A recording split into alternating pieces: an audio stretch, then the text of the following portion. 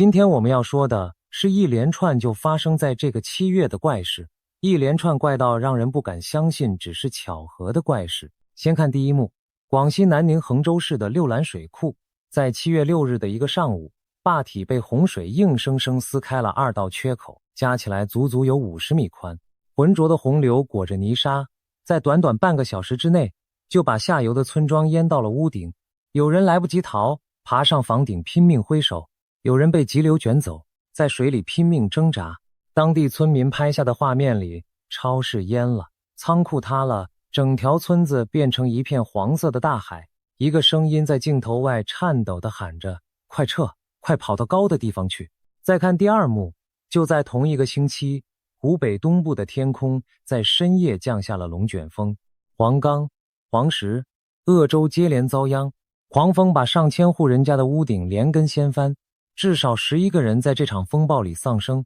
，330多個人受傷。南方在被水淹，中部在被風掃，這還遠遠沒完。第三幕才是最讓人心裡發毛的。7月11日的傍晚，隨着另一個颱風逼近，上海、杭州、蘇州的天空忽然被染成了一片詭異的紫紅色，從淺粉到深紫，再到一種近乎血色的殷紅。20分鐘之內，杭州的天空連換了4種顏色。無數人舉起手機拍下這一幕，有人說太漂亮了，可更多的人卻說太詭異了，令人害怕。還有人說出了那句所有人心裡都在想的話，這有一種末日要來臨的感覺。而幾乎就在這同一段時間，遠在地球另一端的3位美國先知竟不約而同地發出了幾乎一模一樣的警告。他們說，一場比14世紀黑死病更可怕的大瘟疫正在路上。他們說，一個龐大的東方帝國即將迎來翻天覆地的變局。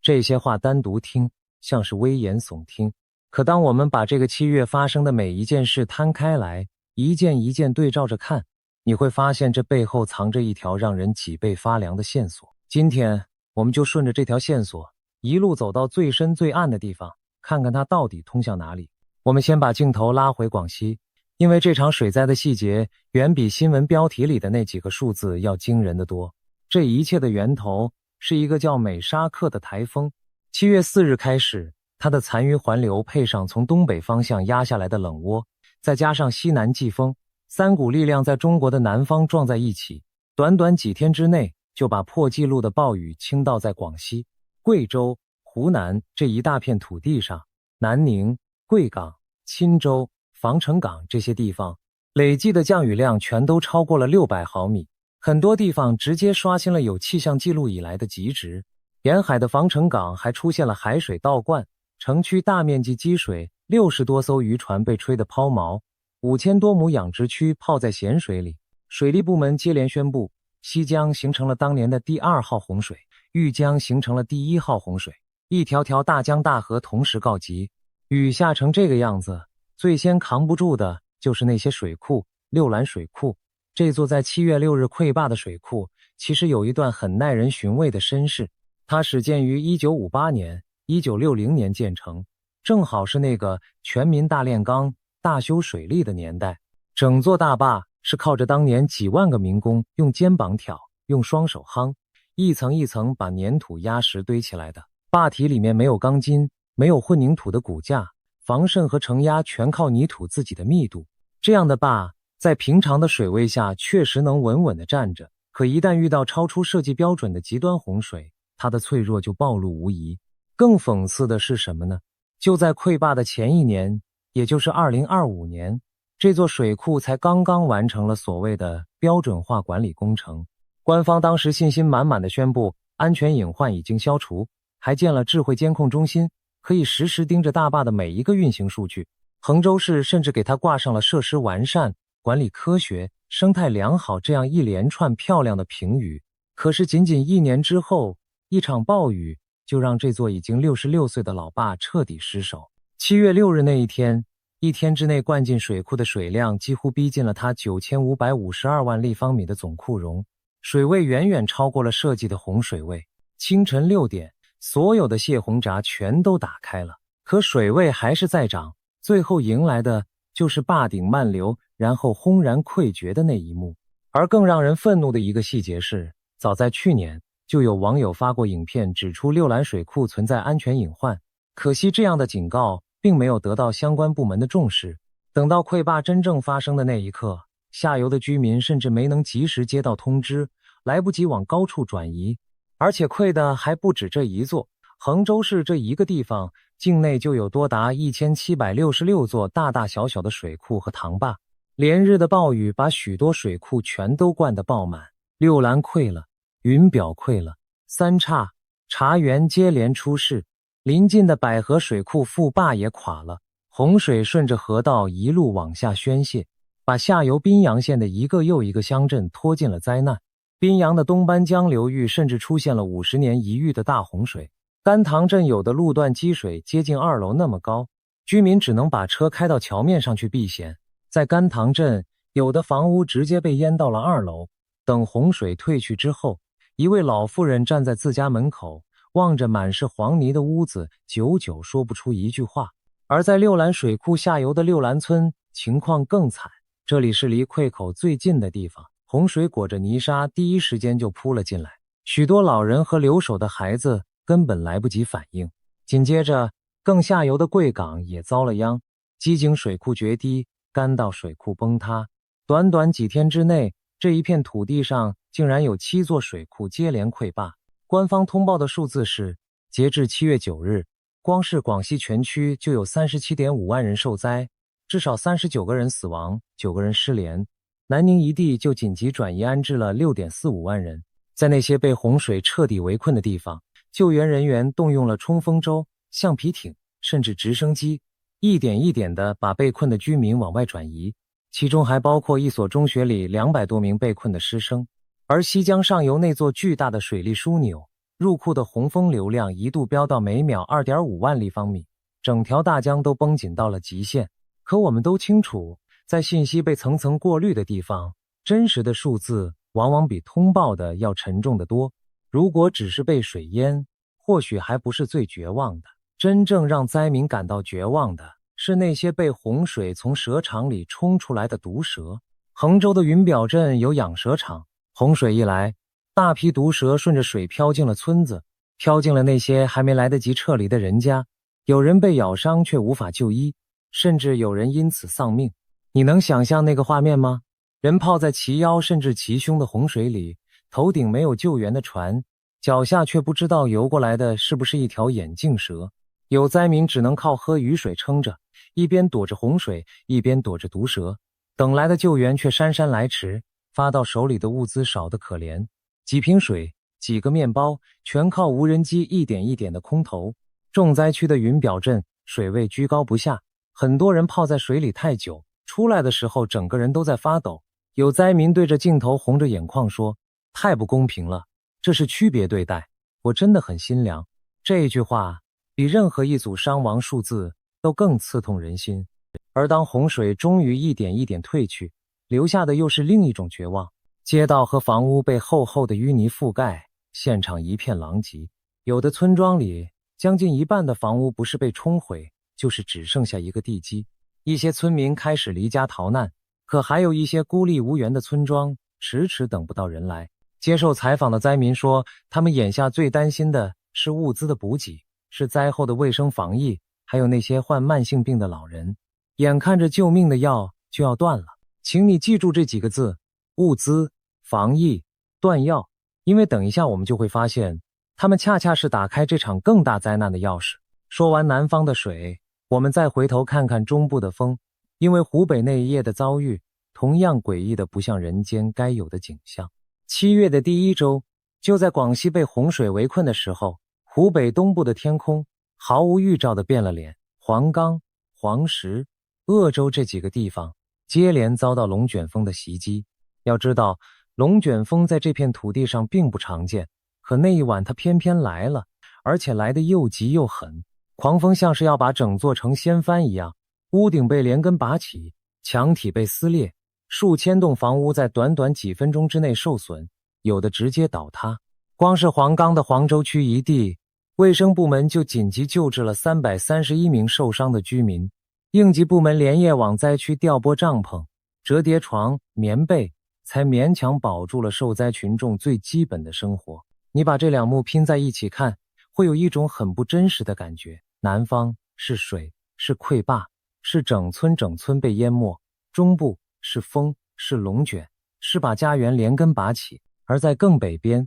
就連首都北京也在暴雨裡變成了澤國，騎車的人幾乎是泡在水裡往前挪。同一個星期，同一片天空之下，水、風、雨像是商量好了一樣，從四面八方一起撲了過來。氣象學家會告訴我們，這是全球暖化之下極端天氣越來越頻繁的結果，這當然沒有錯。可是當一片國土在同一時間接二連三地出現這種違反常理的極端景象，我們心裡難免會冒出一個問題：這真的只是氣候異常這麼簡單嗎？還是說，這只是某一場更大的災難剛剛拉開的序幕而已？而如果我們把時間軸再往前拉一點，就會發現，這個7月的災難其實只是2026年這一整年中國天災人禍不斷的一個縮影。就在這之前的幾個月裡，貴州的荔波洪水一度淹沒了3層樓，羅店則是洪水圍城，大量的車輛被急流沖走。更荒誕的是，連塔克拉瑪干这樣的大沙漠都出現了洪水，狠狠地戳破了所謂沙漠變良田的宣傳。四川、陝西、山東、廣東這一年裡，洪水、冰雹、地震一樣接着一樣，幾乎沒有停過。你會發現，這片土地仿佛被按下了某個開關，災難不再是偶爾的意外，而變成了幾乎每個月都在重演的常態。當一場又一場的極端災害密集到讓人開始麻木的時候，恰恰是我們最該警醒的時候。因為在中國人的歷史經驗裡，天災的頻繁從來都不只是天災本身，它往往是一個時代氣運轉折的先兆。其實，廣西這一次的潰壩並不是中國第一次為老舊水庫付出慘痛的代價。歷史上有一道傷疤一直沒有真正癒合，那就是1975年8月的河南板橋。板橋水庫和六蘭一樣，也是上世紀50年代修建的土壩。1975年8月，一場台風帶來的特大暴雨砸在他的頭上，水位一路暴漲，最後壩頂漫流，轟然潰決。可最恐怖的還不是這一座壩本身，而是它引發的連鎖反應。在那一夜，竟然有多達62座水庫接連垮壩，近60億立方米的洪水像脫韁的野獸一樣傾瀉而下，近1.2萬平方公里的農田被淹沒，受災的人口超過了1000萬。一位當年參加過搶險的老人後來回憶說，他印象最深的就是洪水連着好多天都不退，很多人被困在樹上，等水終於退下去以後，他們最重要的一項工作竟然是從樹上一具一具地往下運送屍體。這一幕光是聽着就讓人喘不過氣。那一場災難到底死了多少人，直到今天仍然是一筆算不清的糊塗賬。官方後來公布的數字是超過 2.6 萬人死亡，可是根據当年河南省委在災後那個月的內部統計，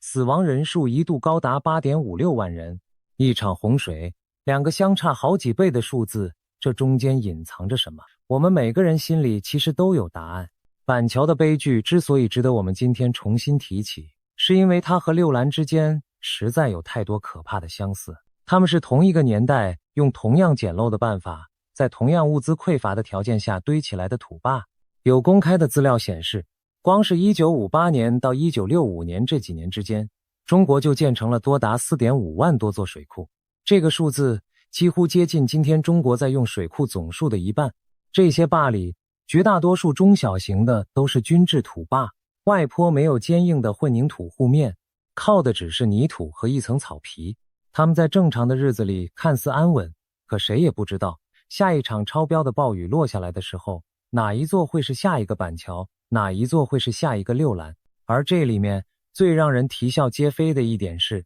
官方並不是沒有行動過。早在2021年，國務院就發文明確要求，要在2025年底之前全面完成所有并險水庫的除險加固。中央砸下了大量的資金，官方宣稱在這幾年之間一共加固了大約 1.8 萬座并險水庫。水利部門還驕傲地表示，已經連續4年做到了全國水庫無一垮壩。而六蘭水庫恰恰就在這份除險加固的名單裡。相關的方案2024年批复，2025年6月完工。內容包括把坡面上老化脫落的水泥踢掉，重新填縫大約500平米。結果呢，就在這個號稱已經修好的1年之後，它成了打破連續4年無垮壩記錄的那一座。你看，最完善的評語，最漂亮的工程驗收，最自信的官方通報，在一場超標的暴雨面前，全都不堪一擊。有水利專家一針見血地指出，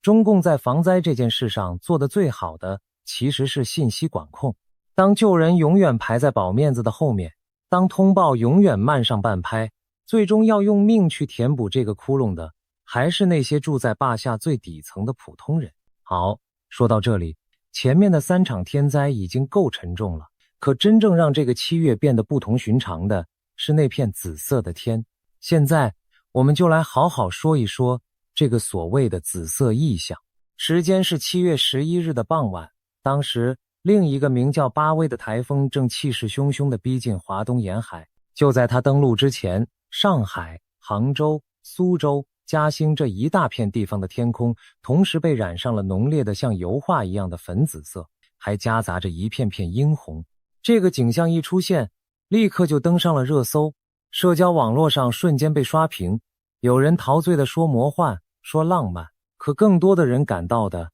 卻是不安，是那種說不清道不明的詭異。有網友直接寫下，這有一種末日來臨的感覺。當晚僅僅是為了防備這個颱風，就有 3.4 萬人被緊急轉移，387架次的航班被取消。一邊是美得讓人屏息的天空，一邊是風雨欲來的緊張。這種強烈的反差本身就像是一個不祥的隱喻。當然，氣象專家很快就給出了科学的解釋。他們說，這叫做颱風霞，是颱風臨近之前很常見的一種預兆。民間早就有傍晚紅遍天，3天避颱風的諺語。原理其實不複雜，颱風的外圍會把大量海洋上的細小水汽和海鹽微粒送到高空，形成大範圍的薄雲。到了黄昏，太陽的角度很低，陽光要斜着穿過厚厚的大氣層，波長較短的藍光、紫光在這個過程中被大量散射過濾掉了，而波長較長、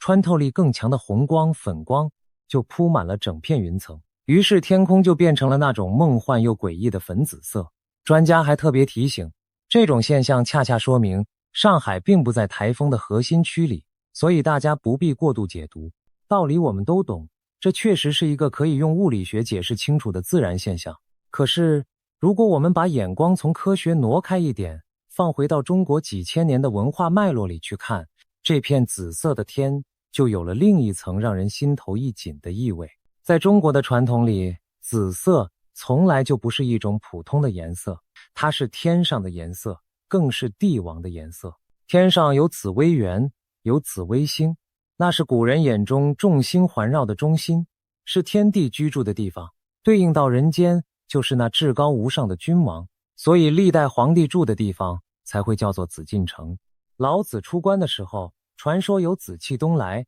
那是聖人降臨的祥瑞之兆。可以說，在中國人的觀念裡，紫色與最高的權力、與天命、與王朝的興衰始終緊緊地綁在一起。而中國的古人還信奉一套天人感應的學問，他們相信天上出現的異象往往是上天對人間發出的示警，日食、彗星，還有那讓歷代帝王聞之色變的熒惑守心。這些天象在史書裡常常和一場大災、一次改朝換代聯繫在一起。多少王朝的末年，史書上總會記下那麼幾筆天有異象。商紂王的時候，傳說有妖星入殿；秦朝末年，天上落下隕石，上面被人刻上了“始皇帝死而地分”這幾個字。歷朝歷代，每當一個王朝的气數將近，總會有那麼一些說不清道不明的天象被後人記錄下來，當成上天早已寫好的判詞。而在這一整套觀念的背後，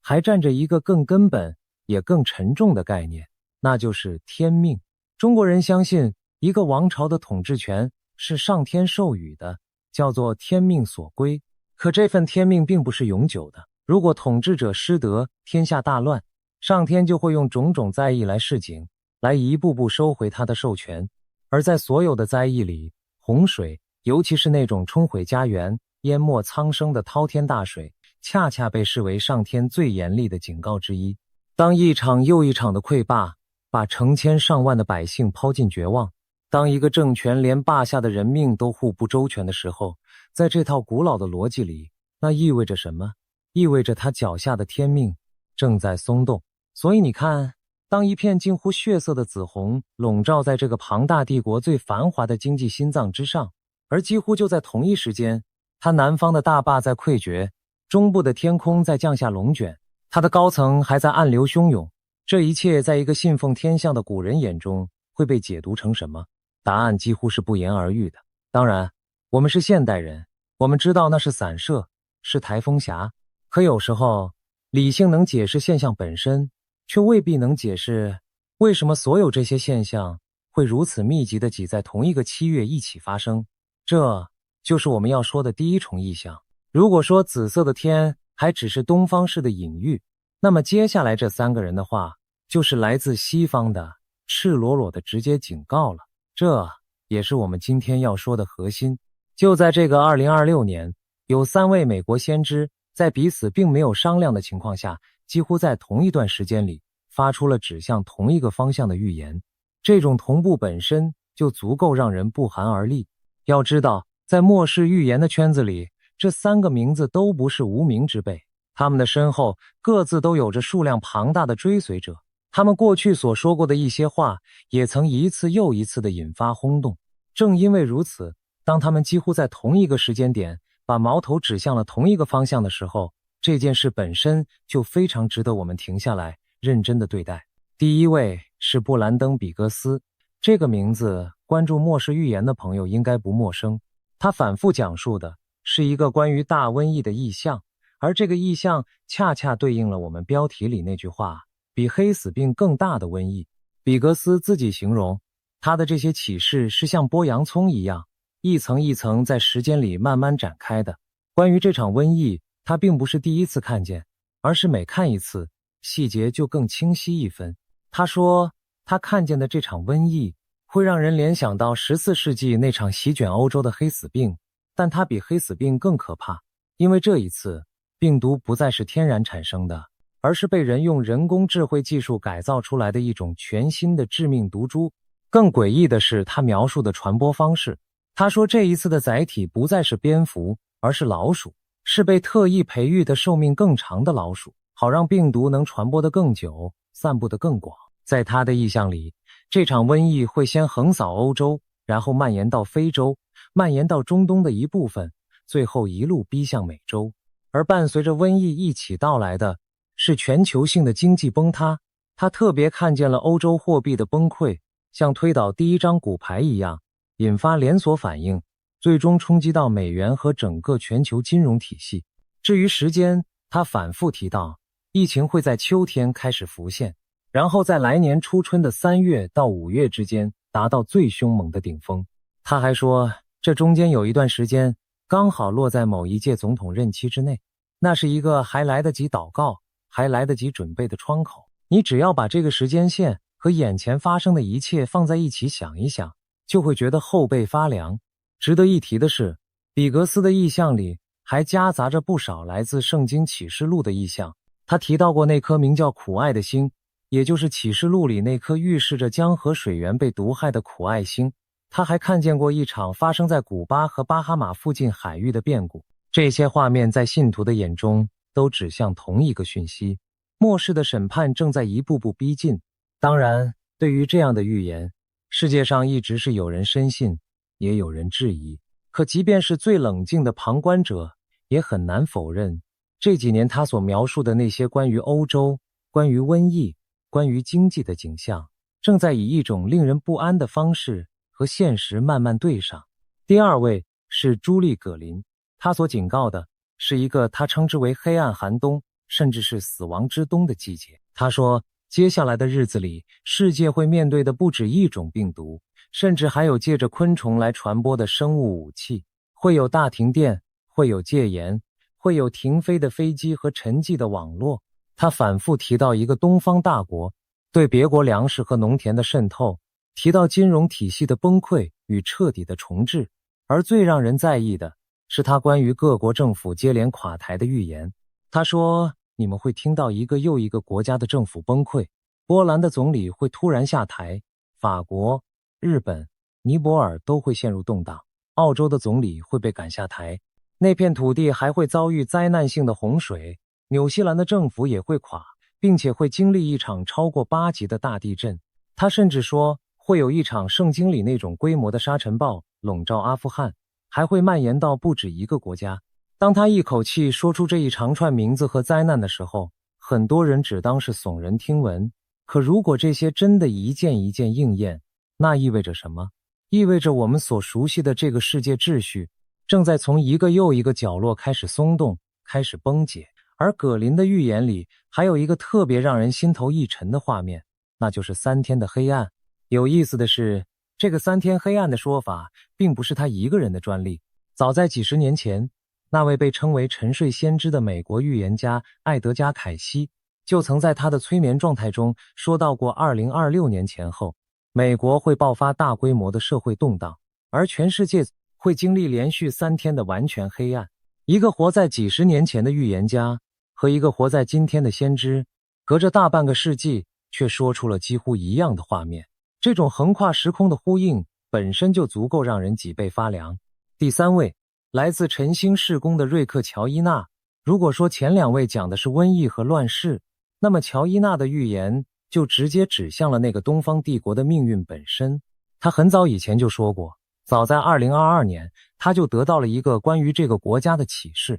他說這個國家會走上一條內部革命的道路，而這條路最終會通向現任最高領導人統治的終結。他甚至描述了一個更具體的景象。他說，在那之後的某一天，這個龐大的國家會分裂成一個一個的區域，一個一個的板塊，然後一種全新的生活方式和秩序會降臨在那片土地上。他把這一切解讀成一場針對那個政權的審判。他說，當這個國家最高權力走到盡頭的時候，就是審判臨到，就是他對這片土地幾十年的掌控被徹底打破的那一刻。他還特別提到，這些年那片土地上的信仰在被打壓，成千上萬的教堂被關閉。可越是這樣，他反而越確信那個轉折的時間點正在一步一步逼近。喬伊納口中那個分裂成一個個板塊的景象，乍聽起來或許很遙遠，可如果我們看看今天那片土地的現實，卻又不那麼難以想象。一個靠着房地產撐起大半財富的經濟體，正在為當年的泡沫還債，地方政府債台高築，年輕人找不到工作，中央和地方之間的張力越拉越緊。歷史一次次告訴我們，一個龐大帝國的崩解往往不是從邊疆的一場戰爭開始的，而是從中央那只手再也抓不住地方的那一刻悄悄開始的。一位講瘟疫，一位講亂世，一位講一個帝國的分崩離析，3張嘴，3個意象。可當我們把它們並排放在一起，它們竟然指向了同一個核心的結論：一個龐大的東方大國真的要變天了。而事實上，發出類似警告的還遠不止他們3個。有一位耶魯出身，被外界稱為中國諾查丹馬斯的華裔學者江學勤，也用他自己的一套推演模型得出結論，說全球的系統性崩潰已經開始，而且已經過了那個回不了頭的臨界點。在他的推演裡，一場圍繞着伊朗的地面戰爭很可能成為那個引爆全局的火柴，而真正的柴薪早就被一場遠方的持久戰悄悄堆好了。他認為，一個習慣了舒適和消費的社會是撐不起一場曠日持久的地面戰爭的。那種自我認知和現實之間的巨大落差，最終會把一個大國從內部撕裂。而在他眼中，全世界最關鍵的2個引爆點，一個是霍爾木茲海峽，另一個就是台灣海峽。這2個地方就是那盤多米諾骨牌最終的指示燈。更不用說我們節目裡的老朋友帕克還有阿南德，這些年來也一次又一次地把手指向了同一個方向。當這麼多來自不同背景、不同信仰、不同方法的聲音最終匯聚成同一句話的时候，我們還能把它僅僅當成巧合嗎？而如果我們把視野再放寬一些，會發現就連那些早已作古的預言家也仿佛在為這一年做着注腳。相傳出自諾查丹馬斯的那些晦澀詩句，被後人解讀出2026年會有一場長達7個月的大戰，會有一位世界級的領袖遇刺，會有他所謂的聖經之風，象徵着鋪天蓋地的監控籠罩各國。而我們熟悉的88萬加，他留下的關於這一年的預言，同樣籠罩着戰爭與災變的陰影。這些預言各自模糊，各自都可以有無數種解讀，可它們拼在一起，卻和眼前這個充滿了潰壩、風暴、權鬥與瘟疫警告的2026年，形成了一種令人心驚的呼應。你再仔細想想看，這3位當代的先知，一個在講瘟疫，一個在講各國政府的垮台，一個在講一個帝國的分裂，他們的關注點各不相同，彼此之間也未必有什麼往來，可偏偏在同一個年份，他們口中的那些碎片卻能嚴絲合縫地拼成同一幅圖。這種同步，如果只發生一次，我們大可以說是巧合，可當它一次又一次地出現，當西方的先知和東方的圖覇，當科學無法完全解釋的天象和實實在在的政局動盪，全都指向同一個方向的時候，理性反而會告訴我們，這背後很可能真的有一股我們還看不清的巨大力量，正在悄悄地改變着這個世界的走向。好，先知的話說完了，你可能會覺得這終究是預言，是玄之又玄的東西，聽聽就好。那麼接下來，我們就把視線從天上拉回地面，看一看在真實的世界裡，那個龐大帝國的內部到底正在發生什麼。因為你會發現，現實比預言有時候還要驚心動魄。就在這個夏天，一場歷來被外界高度關注的北戴河聚會即將登場。過去，這場神秘的聚會總是那些黨內元老指點江山，對當權者施加影響的場合。可如今有評論指出，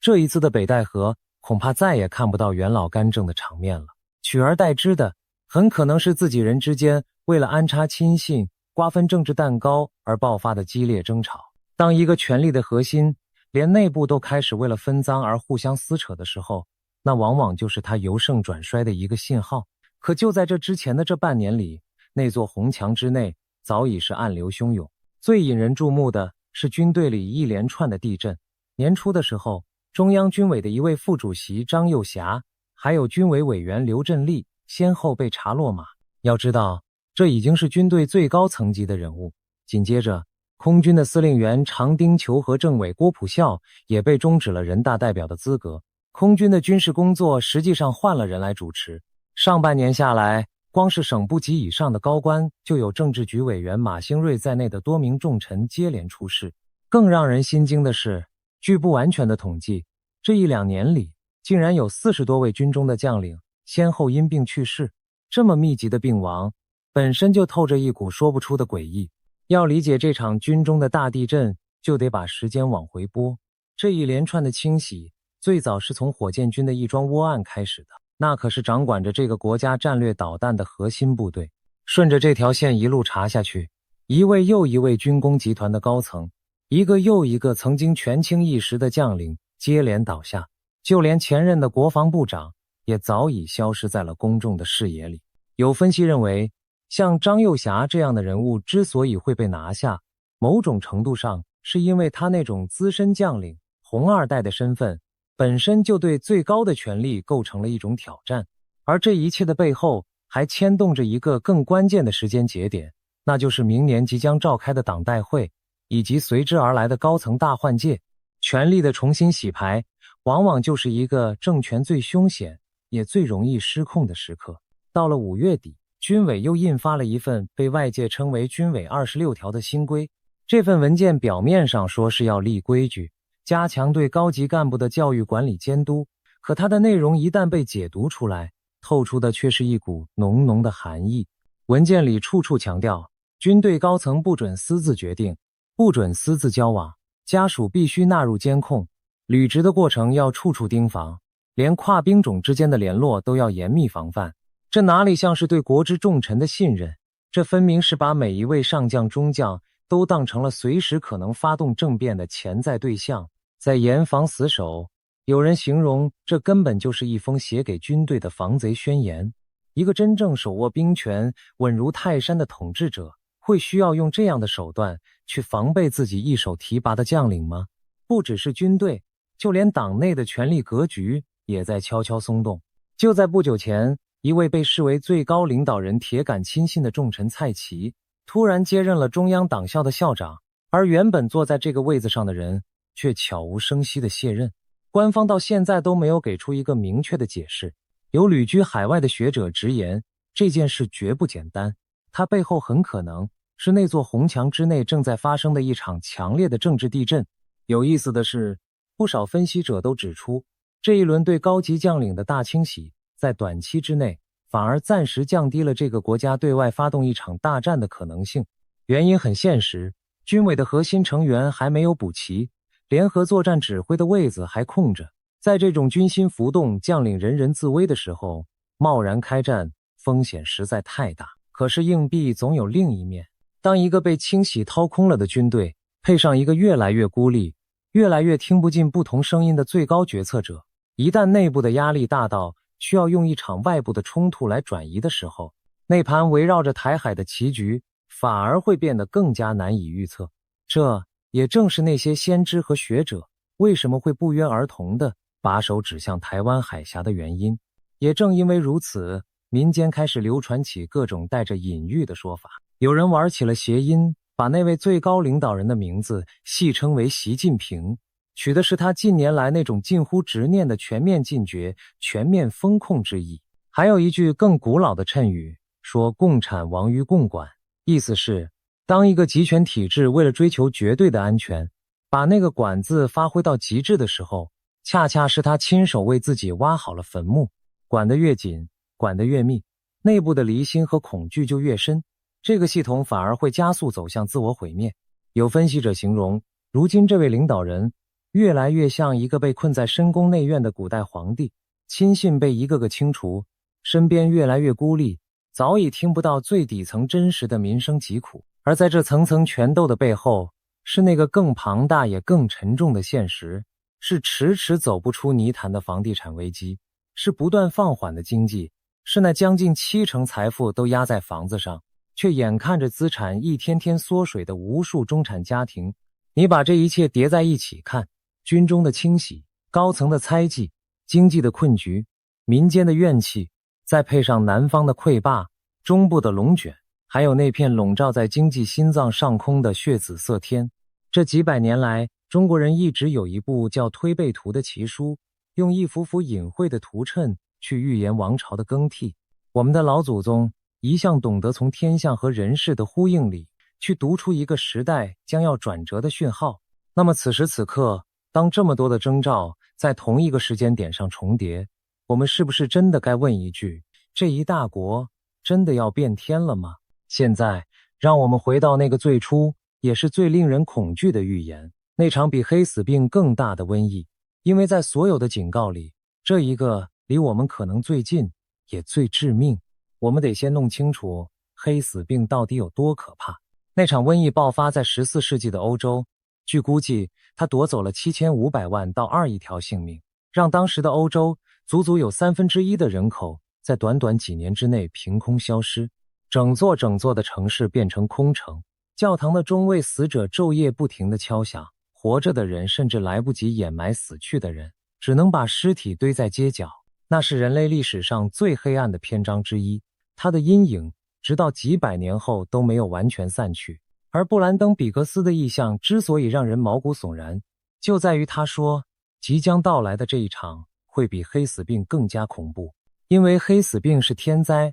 是自然界失控的產物，而這一場在他的描述裡卻是人禍，是被人工智慧親手設計出來的死亡，是被刻意培育的老鼠，一口一口帶進人群裡的絕望。天災尚且如此慘烈，那麼一場精心設計專門為了傳播和致命而生的人禍，又會把人類拖進怎樣的深淵？也許你会覺得這終究只是一個意象，離我們還很遠。可問題在於，眼前正在發生的這一切，恰恰為這樣一場瘟疫鋪好了一張最理想的溫床。你還記得前面我們特別提到的那3個字嗎？物資、防疫、斷藥。現在就讓我們把它們接回來。一場大洪水過後，留下的到底是什麼？是無數積水不退的低洼地帶，是被泡爛的房屋和農田，是來不及處理的動物屍體，是那些從蛇場、從養殖場裡逃散出來四處亂竄的活物。而在災區，